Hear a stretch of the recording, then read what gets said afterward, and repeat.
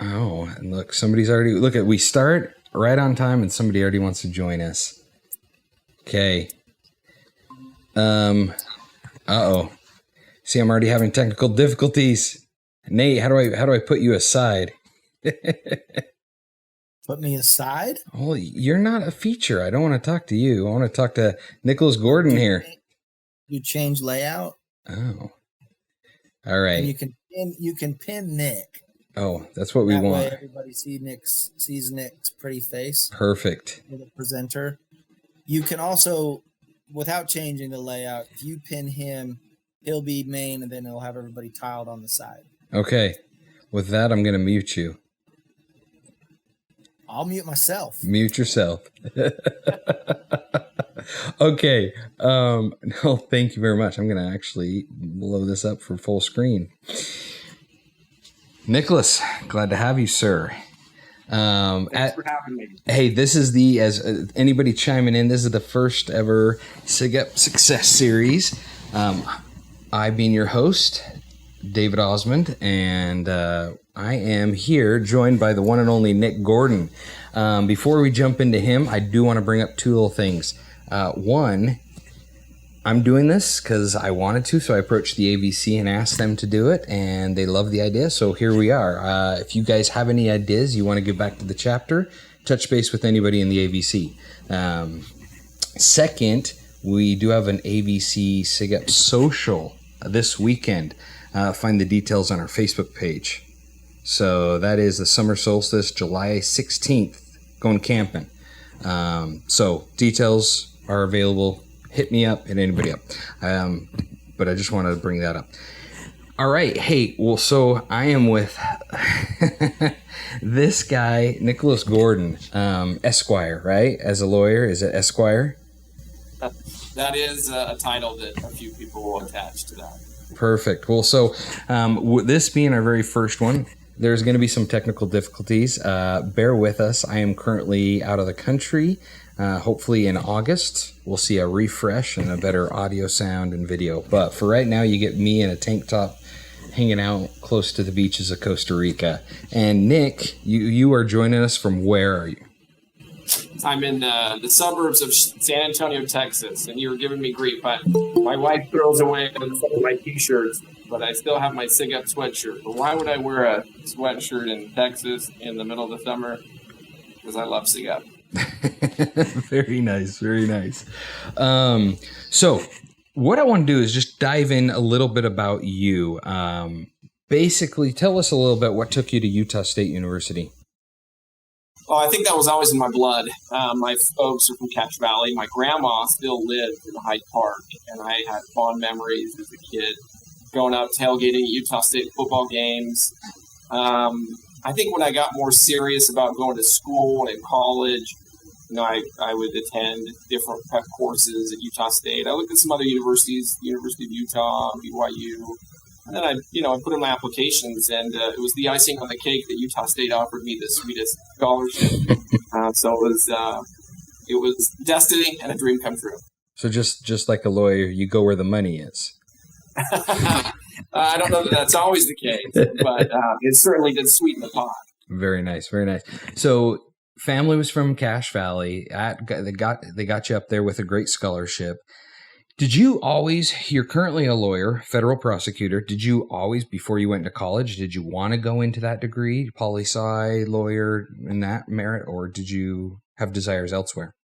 Yeah, I think when I was either in middle school, certainly by the time I was in high school, I had my sights set on power, I think. I had dreams of, going to law school, doing the JAG program. That's the Military Judge Advocate General program.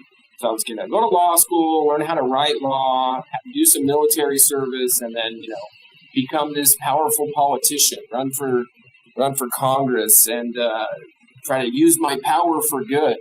That was my teenage brain thinking at the time. My dad always used to tease me that I was good at arguing, so I should become a lawyer and get paid for it. Okay, well, so you wanted to have power. You came to Utah State University. give me a brief summary of how you came across Sigma Phi Epsilon. I think I was attracted to Sigma Phi Epsilon by the guys that were in it. My memory is that I was involved with a lot of the members the founding year. Zach Pecos, you, Josh, Nate. So there was a high-quality group of guys that I wanted to be a part of. Honestly, I remember having a negative attitude or perception of gambling. We'd heard stories of, I won't name them, but other fraternities on campus. And so when Sigma Phi Epsilon came around, it was like, hey, this is like the new kid on the block, and this was like a glorified buttercream gang. It was a cool buttercream gang. A bunch of do-gooders. I remember one year being, I would say, righteously proud of the fraternity we had. Of all the fraternities, we had the highest average GPA. It was over a 3.5. The service hours were off the charts compared to the other fraternities. I thought, this is a different kind of fraternity, and I wanted to be part of that, part of the change and changing other people's perceptions of what fraternities can and should be. Okay. Well, so with that, you though, I'm going to interject because I know a little bit of history. You also weren't just involved with SIGEP, like you wanted to get involved, hence service hours. So tell us a little bit about that, your pursuit in higher ed. Sure. I think you're referencing my time with ASUSU, Associated Students at Utah State University. I think when I first got up to Utah State, when I was in high school, I served as the student body president, and I enjoyed being a part of, planning and executing activities and involving the student body and getting to know people. I'm a social extrovert. I tap my energy from interacting with others. And so that was something that was easy for me to get into. So I remember, when I first went to college, I joined those committees. I kind of had an inclination towards organizations and traditions. There's something powerful about traditions at any school or in any organization. And so I ultimately, ran for vice president of O&T, Organizations and Traditions, which was, in charge of things like homecoming, the Robbins Awards, some of the more nostalgic events at Utah State University. So I remember working with guys on SIGEP, my brothers. They served on my committees. They were my go-to guys. You were one of my mentors in that. As a predecessor, one of my mentors in leading me down that path. And so it was a good overlap between serving within the fraternity and taking care of one another and serving, the student body at large, our community. Very cool. Okay, so you're O&T VP, you joined SIGEP, you're just busy left and right. It sounds like school was your focus and doing doing activities and SIGEP. Did you have fun? You sound pretty busy. Oh yeah, I've always been busy. I think sometimes in our modern culture we wear our badge of busyness as a badge of honor, and probably wrong to do so. But I think if you choose your activities wisely, if you're consciously choosing what you want to be a part of and what you want to give your time to, you'll find that to be rewarding. You'll be where you want to be. And that was, those are the choices I made. I wanted to be busy with those good things. Heaven knows if you don't plan your life and you don't program it with good things, you can easily slip into other things that are perhaps not as good or less desirable and less productive. Yeah, absolutely. Okay, well, on that fact, I do want to hear what was some of the highlights with you and SIGEP. I have a lot of fond memories. Going up to the cabin in Bear Lake for our leadership retreats, sumo wrestling with mattresses. I'll never forget that, and how we didn't walk away with more serious injuries. I remember a killer bachelor party in Logan Canyon. Wait. That was an unsanctioned SIGEP party.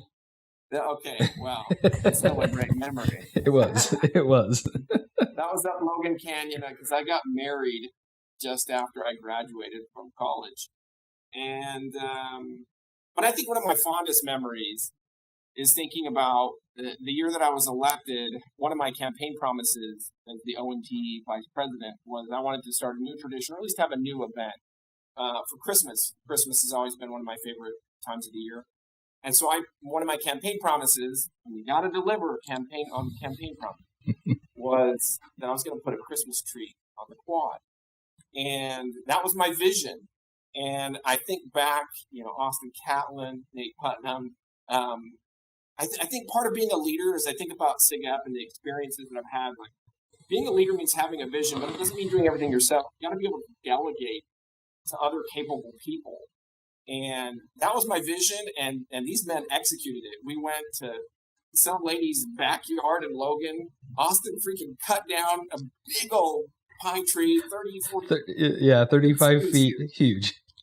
I still remember Putnam out on the quad with a big old crane, lifting that thing. We had the engineering department develop a tree stand out of iron and whatever. I mean, beyond me. And it was record cold temperatures too. Like it was freezing. It was freezing but cold. So as I think about working with my SIGEP brothers to fulfill a campaign promise and to have that memory, that's a really sweet memory that I have of my brothers and SIGEP and my time at Utah State. Love it. So let's speed up the clock a little bit. You graduate. You're a federal prosecutor. Did you give us some of the details and break down that process from point A to point B and walk us through if any undergrads are like looking at that. Okay, thinking about an undergrad audience, to even go to law school, you have to graduate with a bachelor degree. It doesn't have to be a Bachelor of Arts or Science. You have to have a bachelor's degree to even go to law school. I remember taking LSAT prep courses. You have to take a test, the LSAT, to be admitted into law school. I remember, applying to way too many law schools and getting admitted to a few of them, and then, visiting, picking my school, surviving law school. It was 3 years full time. You could, some law schools offer a part-time program so you can work, because they don't allow you to work during your first year of school, and they don't allow you to work during school unless you're doing law school part-time. So it was a 3-year program. I went to George Mason University out in Arlington, Virginia. Graduate, you have to then pass the bar. So, you take these Barbary prep courses, and you have to pass that test in order to get licensed in any particular jurisdiction at any given state. And here I am, I guess more than a dozen years later, prosecutor for the U.S. government, and they only want me to work 80 hours a pay period, but I generally work a little more. The pay's okay, and the retirement's great. Okay, so looking at your path and how you got to that point, would you have done things differently? Because you skipped over one part. You practice law in a private firm.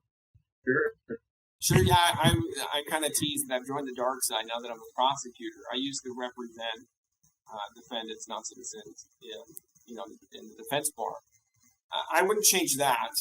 I think if I could go back in time and change anything, I think I had it in my head again that, I was going to become this politician, and so political science was my major. And I think a lot of people that apply to law school kind of thought like me. And I think law schools now are looking for more diversity of thought. They want people to be interesting. And so you don't have to be a political science major to be a good candidate for law school. If you're a science brain, a math brain, you're an engineer, and you want to do law, that's great. Get your engineering degree, and then go to law school, and then sit for the patent bar and become a patent attorney and make buco bucks, because you can do both the social science and the hard science. So if I could go back in time, would I have chosen a different degree for my bachelor's? Maybe. I have a love for psychology. I have a love for computers. Could have maybe done computer science. Definitely would have steered clear of the math. So yeah, I think going back in time, sometimes we have this one size fits all, but there's a lot of different roads to Rome. And I could have taken a different path and still ended up in the Okay. What do you love about your job? Like, what is it, are you in a career where there's still some fire burning? Oh, yeah. I said earlier that my dad teased me that I was good at arguing, and so I should get paid for it. I like arguing.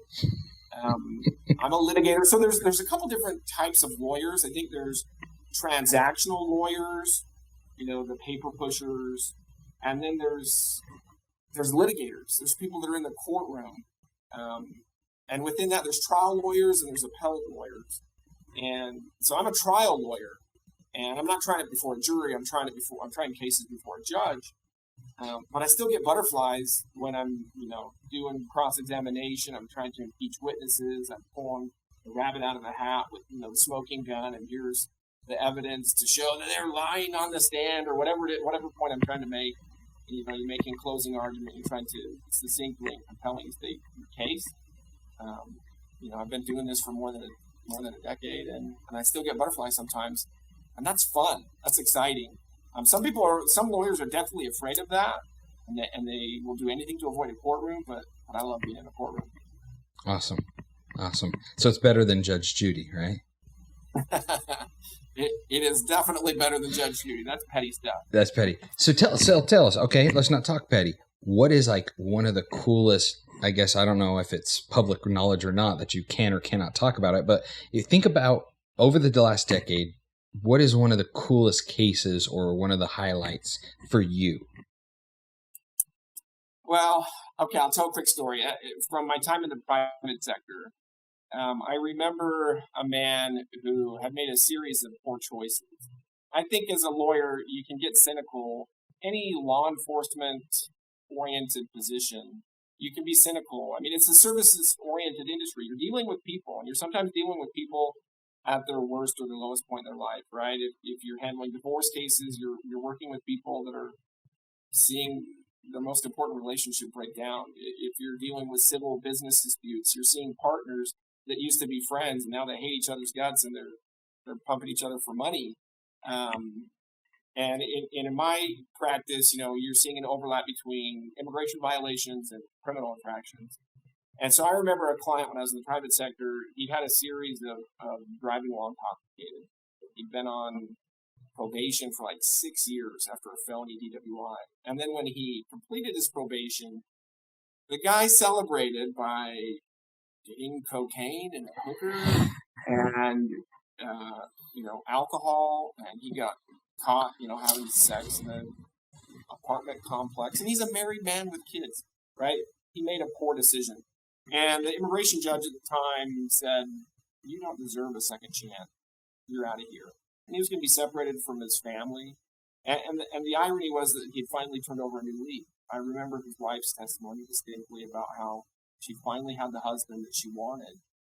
And so when you're doing legal writing, I lost the case at the trial level. He was ordered removed, but I appealed it. And I remember briefly just my opening paragraph, trying to give a compelling introductory hook to get your reader's attention. And I quoted some warden who said, the quote, I'm going to screw up the quote a little bit, but it basically says, "Hey, warden, they say that the leopard never changes its spots." And the warden replied, "Well, I work with men, not leopards, and men change all the time."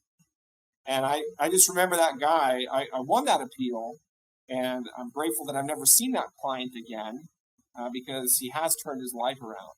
And so I think sometimes in this profession, you can be cynical and think, some people don't deserve a second chance. And it's true, some don't. Some things are so egregious and justice needs to be served. But trying to learn to live a compassionate life in that balance between mercy and justice, that was a neat thing to see this family stay together and for this man to have turned his life around and that he was deserving of a second chance to stay. Very cool. That's awesome. Taking in your professional career, taking in SIGEP, have you found any correlation? Have you, I guess, looking back into your past, do you find, and again, I take this from my own experience, there are certain things in SIGEP, certain attributes, certain qualities, certain things I've learned, specific events that I use even, monthly in my life that have continued to follow me.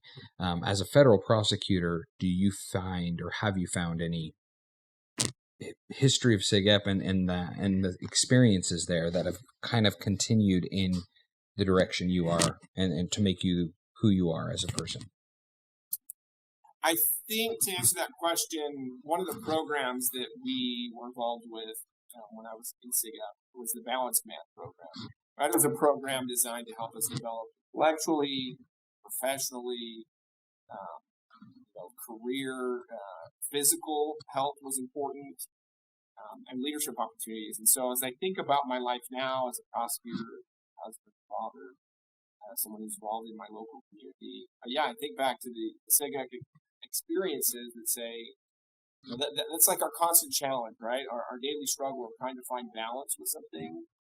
And, the work, church, and family, those are kind of the three balls that we feel like we're trying to figure out how to juggle. And so I look back favorably on my experiences with SIGEP because I feel like they helped me cock my eye towards striving for balance in that regard and recognizing when things are out of whack, so that you can rebalance. And I think that's the constant struggle of life that most men experience. Yeah. I can't say that I figured it all out yet, but I'm grateful that SIGEP helped me kind of get my head screwed on straight to see things as they really are. Balance that. Awesome. Okay. We're going to, I don't want, your time is valuable. And as a lawyer, you're going to bill me later. So I better slowly wrap things up. But I want to hit up a couple more personal, just random questions. Because some of us have not seen you in ages. Some of us try to see you and still can't get to see you. So, where do you, if money was no object, what would you do with your time? I would travel. I think that's been one of the bigger life lessons for me is money is not a source of happiness. I'm not saying that money is not important because it is. But tangible things aren't really a source of happiness for me anymore. It's experiences. And so if I had all the money in the world, I would still work. I would probably open my own law firm and take a handful of clients and just try to, stay engaged intellectually and take up good fights. But I would travel and try to expose my children to the world. One of the more eye-opening experiences for me in my life was serving as a missionary in Guatemala. Setting the religious and spiritual components aside, just visiting another country, seeing how other people live, think, their culture, their food, the beauty of it. I mean, those are great memories that still drive me today to be a compassionate person in this world. Yeah. So yeah, I'd like to travel more, see the world, and expose my kids to it so they can grow up with that mindset too. All right. What is something unique about you that we probably don't know? I'm a morning person and a night person. I'm so glad you brought that up. Because if you weren't going to say it, everybody that's listening, this guy can go on 4 hours, maybe 3 hours and be fine. There's been not anymore as I'm almost 40, but I find myself to be productive when it's quiet, and that's often in the morning, and that's late at night. And so I wake up happy. I'm ready to go in the morning, even if I'm running out of a few hours of sleep, like I wake up excited for the day, and then I'm still alive at night. It's, you can get things done and have fun at night too, whether it's staying up all night to play video games or write a brief for work or whatever it is, you can get in the zone. So yeah, my wife's not a morning person. I know a lot of people aren't, but so I consider that a blessing that I'm cheerful in the morning and cheerful at night too. I'm right there with you. I understand. So we've talked a little about, money aside, but where do you, in your current trajectory, where do you see yourself in 5 years from now? Because career-wise? Just life in general. Like if us as alumni want, if we're going to run into you in 5 years, where do you hope to be? Like are you looking at a career, federal prosecutor? Is there a judgeship and looking forward to that? Or do you want to stay in Texas? I don't know. What's your future hold in a 5-year? I think my future is here in Texas. We love it here. My wife's from Texas, and it's good to be here. So I see myself here in Texas. 5 years from now, I see myself as a manager within the government or a federal judge. Those are tough appointments to get, but I'm a dreamer, so I'm going to go for it. I see myself here. I still see myself a lawyer, a judge is really just an exalted lawyer that wears a black robe. So I love to practice the law, and I wish I could retire early like you, but I'm just not there yet. So I'll be working away. All right, I'll keep teaching you how to do it. Taking, in SIGUP, we often challenge ourselves a lot, and we often, Balanced Men program was all about challenging yourself and hitting certain milestones. If you could take, what is one thing you would do to change yourself in the next year? Have you set any goals, or is there specific that you would like to change in the next year? Could be family, could be job, could be anything, health, whatever. I think I want time management is probably my biggest struggle, and that's where I want to improve. The time is our most precious commodity. We all kind of talk like, oh, if I only had more time, I would do this, that, or the other. And it's kind of like, well, do it, right? Like, focus on the most important things and do those things. So whether it's, every New Year's resolution, we kind of say, oh, I want to eat healthy and get in better shape. And yeah, I'd like to become more disciplined in terms of improving my physical health. But I think the overarching theme in my head would be to spend more time with my loved ones.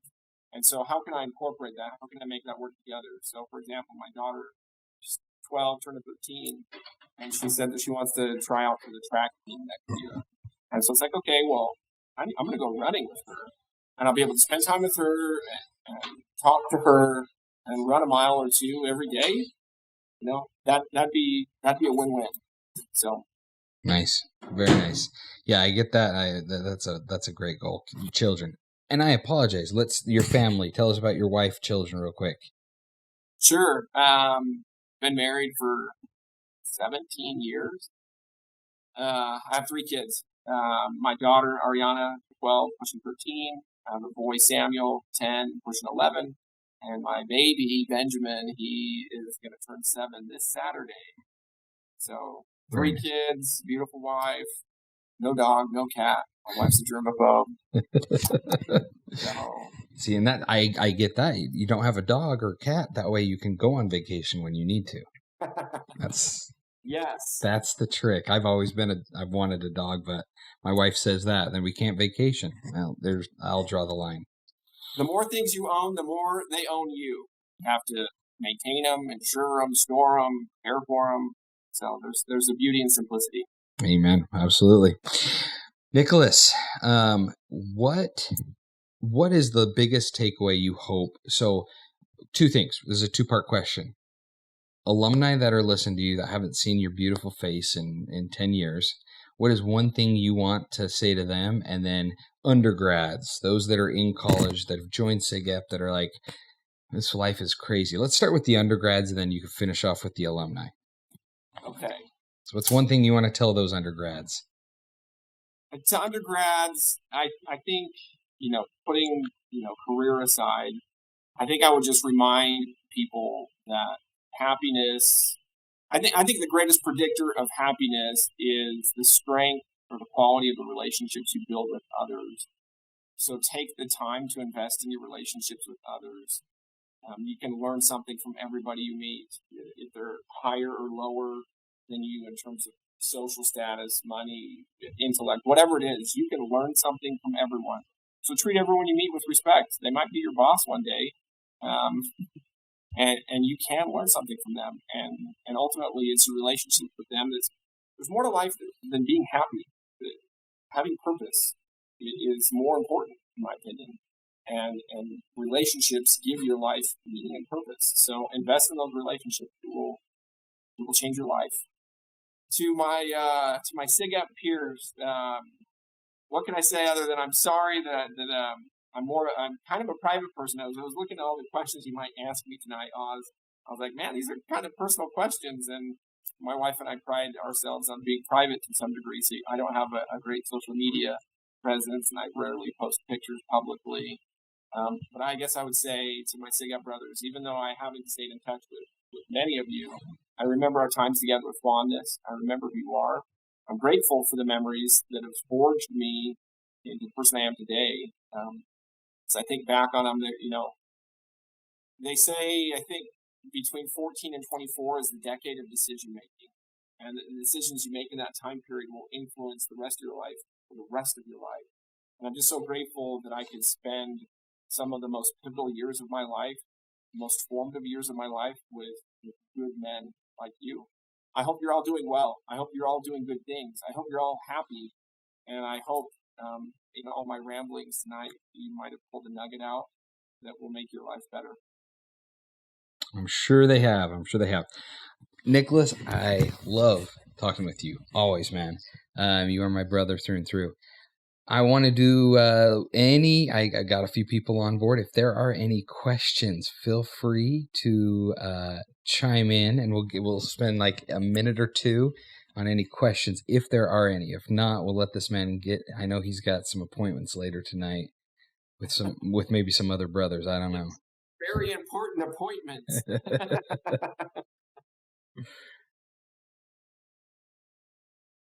But if not, hey. I just wanted to say thanks, and it's good to see your face, man.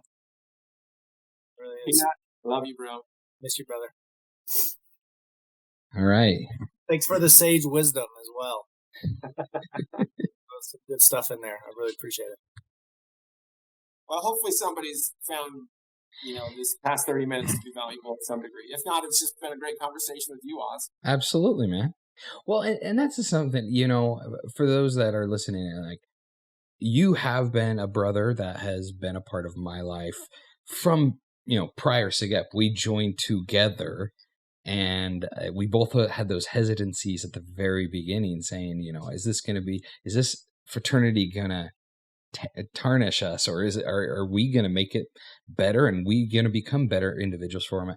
Anyways, from that moment on, like, you and I have been in communication, I'd say at least weekly in life, and you have blessed my life in so many ways, just from who you are, and like Nate said, your wisdom. You always put a perspective on that I do value. You come at it as a lawyer. You come at it unbiased. Anything I throw at you, you're very direct and clear and unbiased, and I love it. I absolutely love the discussions and the nuggets that you provide. Well, you're kind with your words, and right back at you. I've loved our friendship and our brotherhood. I'm closer to you guys than I am to my own literal brother. I count on you guys. I think, thinking about what you just said, I don't know that I come unbiased, but something I guess that's on my mind is when you feel stuck in life sometimes, I think it's great to talk to people that you disagree with, you don't see eye to eye with. I've talked about my love of arguing, but they say the purpose of an argument is to understand the other side. It's not to win. And so, it's been nice to continue a brotherhood where we don't all agree, right? Where we can talk openly about our opinions, and we feel like it's a safe zone, a no judgment zone. And we can kind of poke holes in the way we see things and learn from each other. So I'm really grateful to have people in my life that disagree with me, that see things differently than me, because I've learned a lot from them, and I continue to do so. Very nice. Very nice. Hey, Oz, I have a question. Yeah, go ahead, Eric. Nicolas, first of all, great to meet you. I don't think I ever had a chance to meet you. I think I joined probably not too long after you left. I grew up, just so you know, this is an important fact, I grew up in the shadows of Nate Putnam in Bunkerville, Nevada. And so, what was that name? Anyway. And Alex. Oh, and Alex, yeah, that's right. Yeah, the thriving metropolis of Bunkerville, Nevada. Okay, so my question is, like, immigration is a pretty hot topic, right now. And so you have like a front row seat to all the things going on.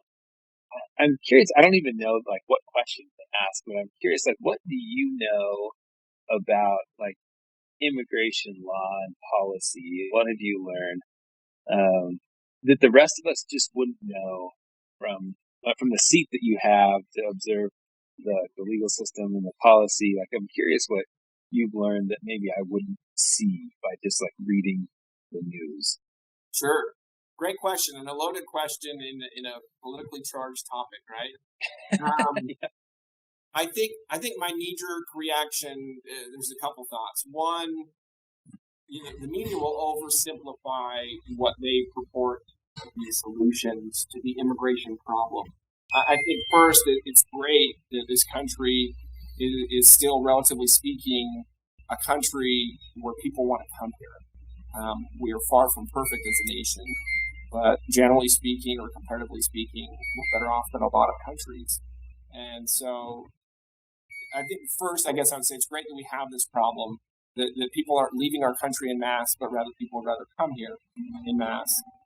Two, I think a lot of people have this idea of why don't people just come here the right way or the legal way? And I think if you travel the world, you'd have maybe a bit more empathy as to circumstances that propel or compel people to leave and to come here seeking a better life, opportunities, safety. Most people, in my opinion, are good, God-fearing people. Immigrants are not. Most people want to do good. There's always outliers on the bell curve, right? Good and bad.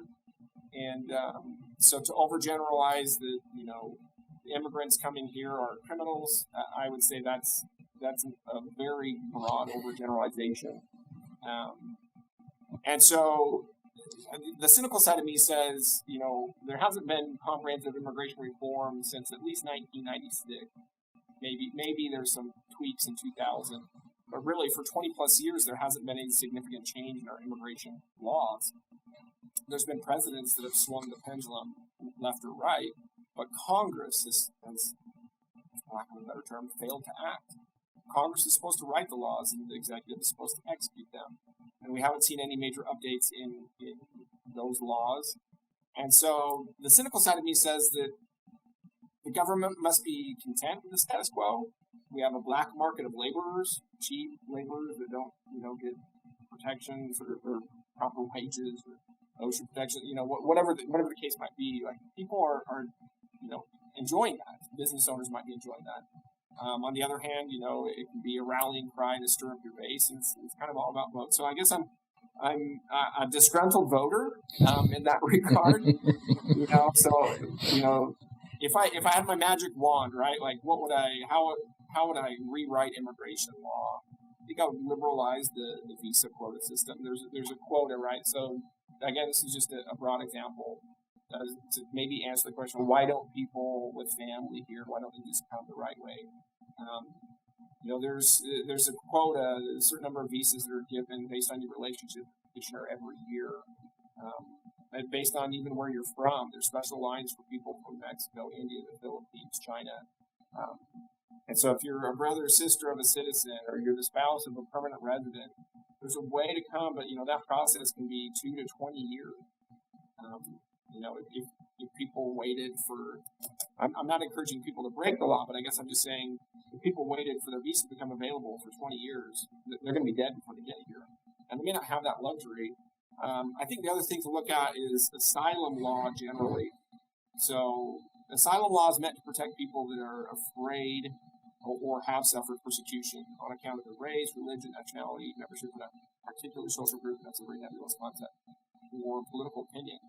And it's, social science can be very gray. And people have legitimate claims or non-frivolous claims. Some of them are winners, some of them are losers. And you can get pretty cynical pretty fast in the system when you hear the same types of claims being granted by certain judges and denied by other judges. And so I wish there was more clarity given by Congress as to how those laws should be applied, rather than it's just the political leanings or whims of immigration judges that hear the cases. So that's a long-winded way of saying it's pretty complex. It's not as simple as just do it the right way and come in legally. And that, I think if we think about, the Statue of Liberty and the poem that we could read, right, give me your report, we humble and, give them an opportunity. I think that America should continue to afford due process to people that are coming here and that their claims be heard. Sometimes I'll admit that I'll feel like the claim is not a strong claim or a valid claim, but as we think about history and government and law, it's the integrity of the system is important to protect, and it's important that their case be heard and that they have a fundamentally fair hearing rather than just get ramrodded out of here. So I could go on and on about immigration policy, but I might bore too many people to death. So I hope that's been at least an eye-opener, or at least whet your palate for it. that was great. Appreciate it. Fantastic.